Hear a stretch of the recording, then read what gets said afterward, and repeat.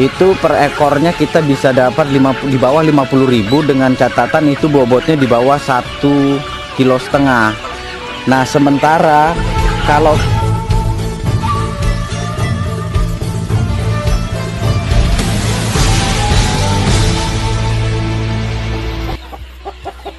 Assalamualaikum warahmatullahi wabarakatuh. Selamat pagi, salam sejahtera buat kita semua. Apa kabar bos? Balik lagi di channel kita Bakal Peternak. Terima kasih ya bos buat sampean yang sudah klik video ini dan semoga berlanjut subscribe. Oke, baiklah bos, kali ini kita akan bersharing tentang peternak dan permasalahannya. Ya, seperti yang sudah kemarin kita sudah melewati 3 scene. Scene pertama adalah manajemen pakan, scene kedua mengatasi penyakit ayam, dan yang ketiga kemarin yang ketiga kemarin adalah manajemen perawatan. Sampailah kali ini di scene yang keempat kita membahas tentang bagaimana trik dan cara penjualan di masa panen. Ini juga termasuk yang lumayan banyak dikeluhkan ya peternak, terutama peternak menengah ke bawah lah. Di saat kita lagi ngejar-ngejar untung buat melipat operasional, yang ada malah buntung, yang ada itu malah kita sulit sekali untung, ya enggak bos? Oke, ini ayam kesayangan ini bos, ini ras Filipin.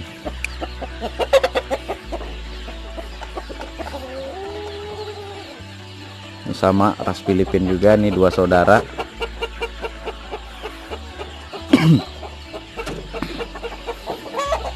Oke, kita nggak bahas panjang lebar di sini bos, kita langsung ke kandang, ke tempat ayam yang nggak lama lagi panen.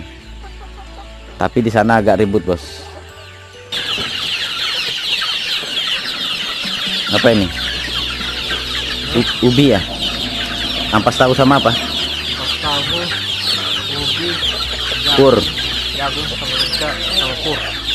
Berapa macam tuh ya? Iya. Fermentasinya pakai 4. Iya. Nah ini salah satu bos. Jadi kalau kita mau mengelola peternakan supaya untung, sampean nggak punya jalan lain selain sampean mereduksi penggunaan pakan hingga 70%. Artinya sampean itu harus benar-benar bijak dalam pengelolaan pakan. Kalau sampean masih ternak ayam kampung seperti ini, masih ngandalin pakan pabrikan, ya merongos bos, nggak bakalan ada untung ya. Ini salah satu trik kita untuk dapat untung ya, masih ada ujung lah.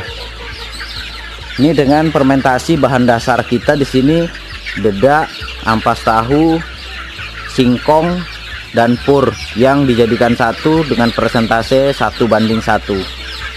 Ini pakannya bos ya. Dan ini adalah ayam usia 1 bulan lebih.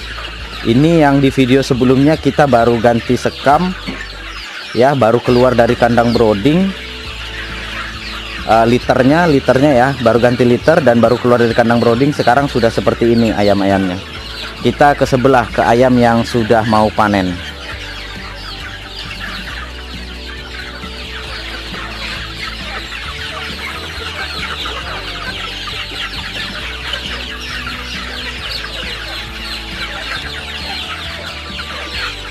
Nah ini nggak ada baunya bos, makanya kalau sampean seperti di video kita sebelumnya kemarin tentang liter kandang, ini bener-bener liternya ini nggak ada baunya.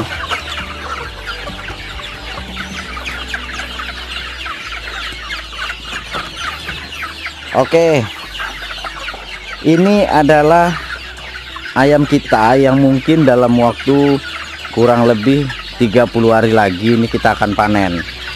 Ini adalah hasil silang KUB dan BK ada juga campuran KUB dan layer ya, makanya itu modelnya yang bulat-bulat gitu, itu berarti KUB silang dengan layer itu.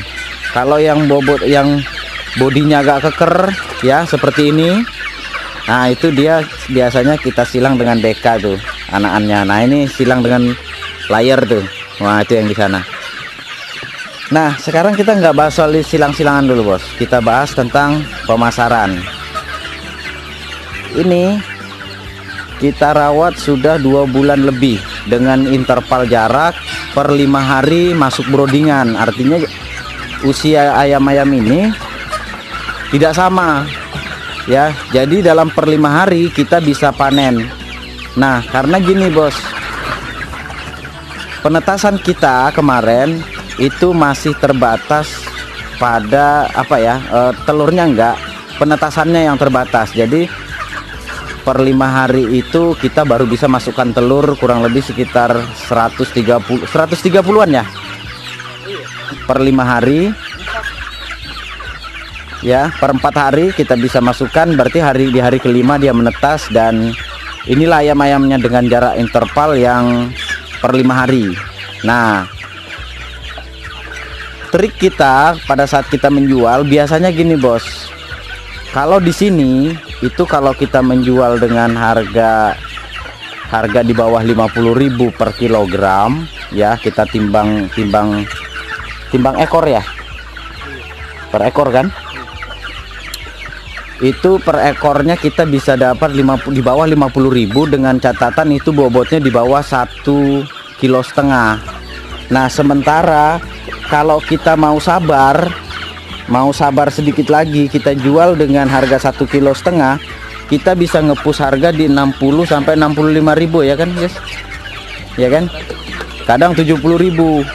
Nah jadi setelah kita hitung-hitung bos, jarak antara dari broodingan sampai 1,2 kilo ya, jarak dari masa brooding sampai 1,2 kilo itu ternyata itu lebih lama waktunya ketimbang kita menunggu dari 1,2 kilo ke 1,5 kilo, karena kita hanya perlu bersabar menaikkan 3 on lagi. Nah itu trik yang pertama. Trik pertama kita adalah sedikit bersabar menunggu bobot di 1,5 kilo. Kenapa? Karena pasaran kita bos dan rata-rata konsumen itu lebih menyukai bobot yang lebih besar ketimbang yang kecil-kecil. Kalau 1,2 kilo itu kan yang kayak gini nih bos, nih ya, ini bobot 1,2 kilo nih tuh, ini bobot yang 1,2 kilo semua. Nah ini bobot 1 kilo ya.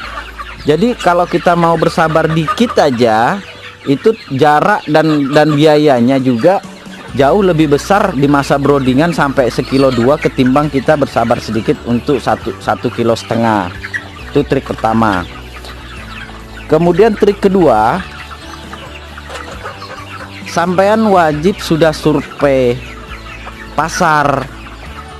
Jadi seperti ini bos, kita sudah nggak perlu lagi repot-repot untuk cari pasarnya. Kenapa? Karena kita sudah punya. Jadi entah itu dia yang ngambil sendiri ke sini atau kita yang nganter, yang jelas dalam setiap periode panen kita sudah punya pasar. Jadi yang kedua, sampean wajib survei pasar atau siapa yang nantinya akan tempat sampean untuk ngambil. Pertama, sampean boleh tawarkan ini ke pengusaha rumahan, biasanya ayam bekaka atau ayam bumbu, atau sampai tawarkan ke pengusaha ayam karkas dengan sistem timbang. Kemudian kedua, sampai boleh tawarkan ke restoran-restoran ya, khusus sampai yang masih pemula atau yang masih skala rumahan, sampai bisa anggaplah populasi sampai di antara 100 sampai 200 ekor, sampai boleh tawarkan ke restoran-restoran. Ini hasil pengalaman dari sahabat baper dari Kuningan, Jawa Barat, saudara Bos Rahmat di grup baper itu. Populasi 250, untuk melayani restoran dan rumah makan aja kewalahan bos ya. Dan sekarang sudah mulai merambah untuk ayam bumbu. Nah ini luar biasa. Jadi sampean kudu cari pasar sendiri, perlu survei pasar sendiri. Jadi nggak cukup sampean itu cuman di lingkungan kandang tok aja, sampean harus keluar survei pasar, cari target market sampean itu mau dilempar kemana. Tapi yang jelas sekali sampean survei pasar, sampean harus siapkan barangnya. Nah itu dia bos. Jadi sampean punya pasar nggak punya barang juga nggak bisa. Dan biasanya permintaan pasar kalau memang sampean sudah ketemu jalurnya, udah ketemu koneksinya, malah nanti barang sampean itu akan kurang. Percaya aja, barang sampean itu pasti kurang. Permintaan itu bahkan lebih besar dari pasokan, dari stok sampean nantinya. Ya, makanya saya saranin buat sampean yang masih pemula harus benar-benar siap seperti ini. Nah, jadi ini contoh. Kita mungkin lebaran haji ini sudah habis nih. Lebaran haji nanti. Ya kan? Ini sudah habis nih, Bos. Ini memang stok untuk lebaran haji nih dan sudah memang disetel. Nah, nanti yang di sana. Nah ini aja sudah ada yang minta, yang rata-rata sekilo 2 ya, sekilo lebih, sekilo itu sudah ada yang minta. Cuman kita nggak jual bos, karena harganya murah ya, harganya lebih murah. Jadi gitu bos ya. Terus apalagi ya, takutnya sih kalau udah ditutup malah ingat, malah lupa lagi. Terus selain tadi yang pertama tadi masalah sampean harus pandai-pandai mereduksi pemberian pakan hingga 70% dengan menggunakan pakan alternatif.